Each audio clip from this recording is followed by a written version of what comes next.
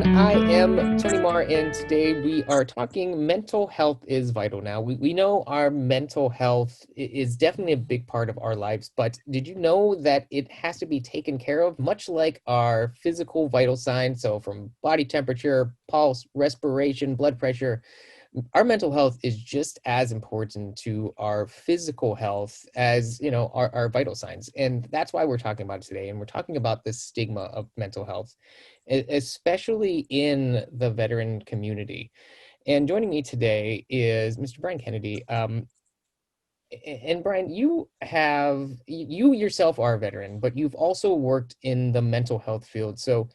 So why is mental health really important to discuss openly? Thanks, Tony. Yes, I'm a veteran. I'm a veteran of 2 combat tours in Iraq, Wow. where I served as a attack helicopter Cobra gunship flight leader. 2 tours, 2003 and 2005, and I was involved in direct combat operations in support of U.S. Army soldiers, U.S. Marines, and British Royal Marines. Why is mental health important? Is simply this: the government asks a few to carry the load for the many, and oftentimes it's to do some of the most difficult work that the nation needs done. And some of this difficult work gets quite ugly at times. And that ugly work is exactly what we were all trained to do. And it was something that in many cases we felt very proud of doing, and also found great joy in taking care of one another while we were doing some of this dirty work. We were very well trained to go and do what we did, be it a specific job, or it was something that involved direct combat, or the taking of a life, or seeing a loved one there on the battlefield, one of your buddies get hurt, or worse yet, get killed. So all that very difficult training that the government put into us to make sure that we were honed and skilled and ready to go, look at it on the backside. When we go back to our communities, we're really not looking at it from a perspective of how well are we, but how much difficult work are we doing, and how much difficult work are we willing to do once we get back to places like my hometown here, Youngstown, Ohio.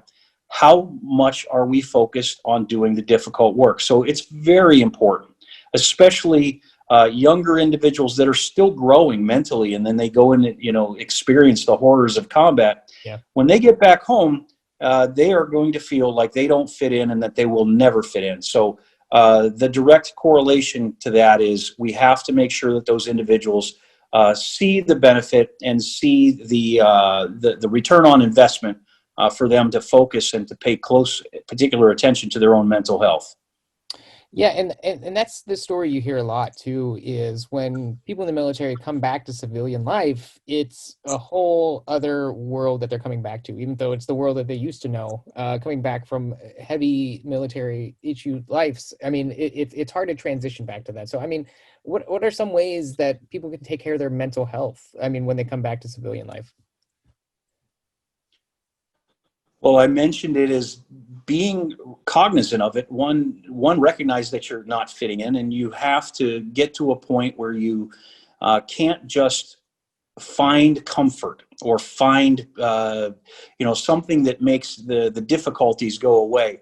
Many veterans try to drink, smoke, inject their way out of problems, and oftentimes we will see those individuals showing up in locations like Carla Baldwin's Veteran Treatment Court, places like that. Really, what they need to do is recognize when there's a problem, and then reach out to somebody, which is very difficult to do. Yeah. Reach out to somebody and tell them that they have an issue, and that things just aren't really going quite as well as they would want. That could be a friend, it could be a family member, it could be a colleague from the service. But really what you need to do is you need to get after the mental health support. And that mental health support, I see it with great routine at the community-based outpatient center on Belmont Avenue, where many young and older veterans than I, they're there doing the hard work, standing up tall, head up, looking eyes straight forward, and walking into the mental health clinic to go to get the help that they need. And if they focus and pay attention to doing that, then what they find is a very different person. 2 weeks, 6 months, 2 years, however long it takes, we're making ourselves better father, husbands, brothers, and citizens. And we, in essence, by doing so and paying attention to our own mental health, we're becoming better citizens again. Right. And the thing is, when people come back, for people in the military, it's that mental stigma that they're very proud and they're doing all this for the country and they don't want any help in return. But in reality, getting that help is the first step to becoming mentally healthier. And so, do you find it easier if, say, a veteran talks to another veteran about mental health rather than a clinician? A veteran can talk to anybody that they believe is going to give them help, but really help isn't always uh, done with the best interest of the veteran in mind. What if they're meeting over many alcoholic beverages? And really what we're doing is introducing a substance towards what we think is healing, but it's really not. Many times post-traumatic stress is coming in conjunction with or correlatable to a substance issue, much like anyone who has PTSD, be it from an abusive relationship, combat, or some life-altering event. The end result's the same, is that those individuals typically don't seem to get towards any degree of healing unless they do one of the best practices in mental health of getting towards what's the word I'm looking for? Looking towards like a positive solution. Okay. Cognitive based therapy, prolonged exposure therapy, something like that. Things like that. It just doesn't get better. I will say this, is that post-traumatic stress, things like that, and what veterans have had issues with, it does and will get better with time, with work. Right. And what you said too is a lot of people only relate PTSD to veterans, but anyone can go through PTSD if they've had a traumatic event or if they've had a traumatic experience. But going back to the veterans, how do you help veterans? You've seen someone that has mental illness. I mean, how do you help them kind of get to that point? Really, they have to arrive at that point on their own. Asking for help is a big step.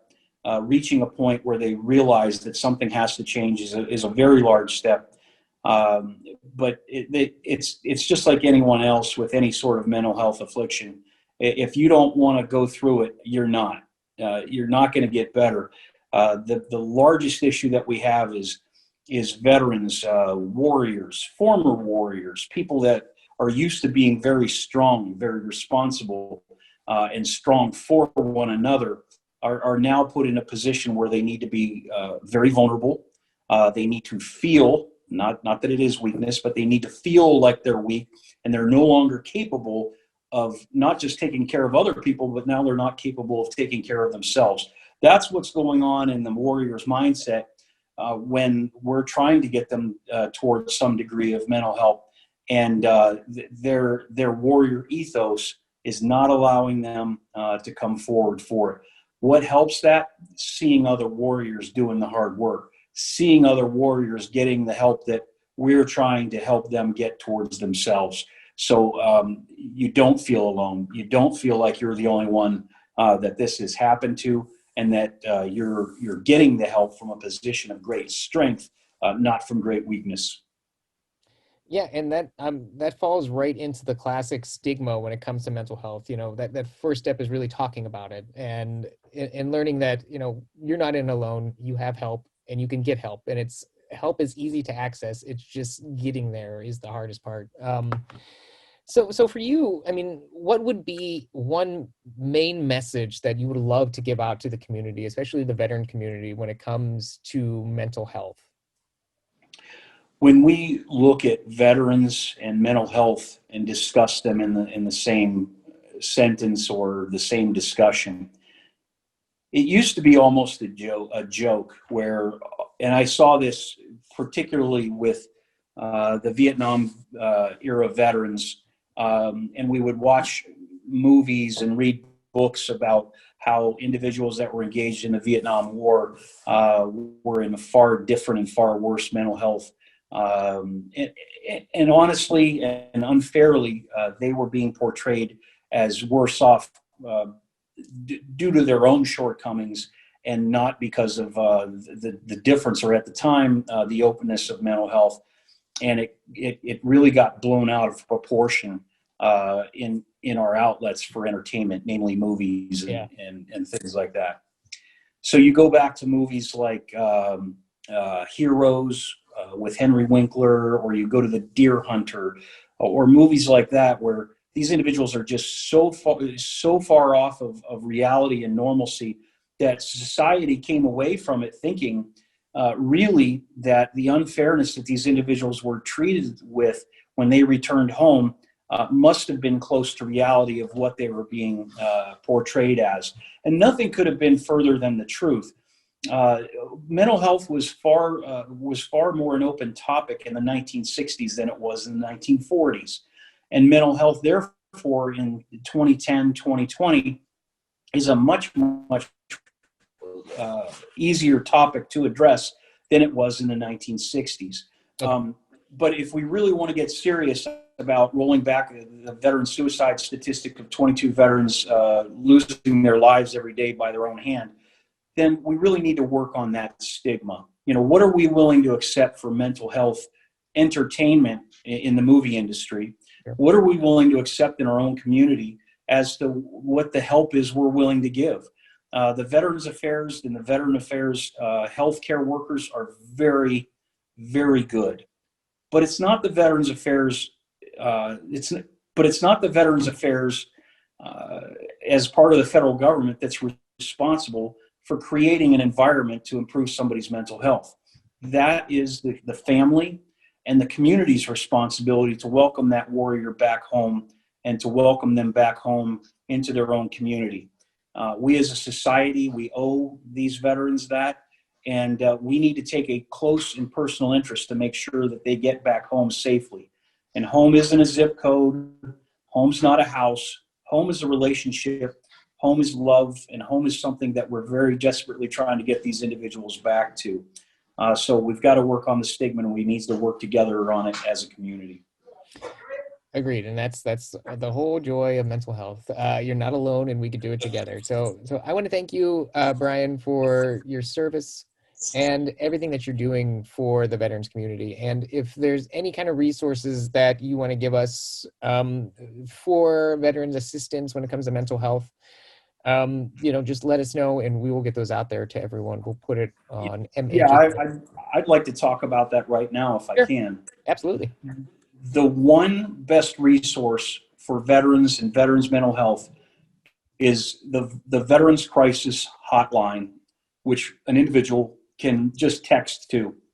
And I'm only going to give you the text number simply because it's how the youngest veterans communicate. Yeah. If I pick up the phone, there's even a sense of vulnerability that I'll have in trying to convey to somebody how I feel and whatever. The youngest veterans out there, they will want to and feel most safe if they can just pick up and start to text with somebody.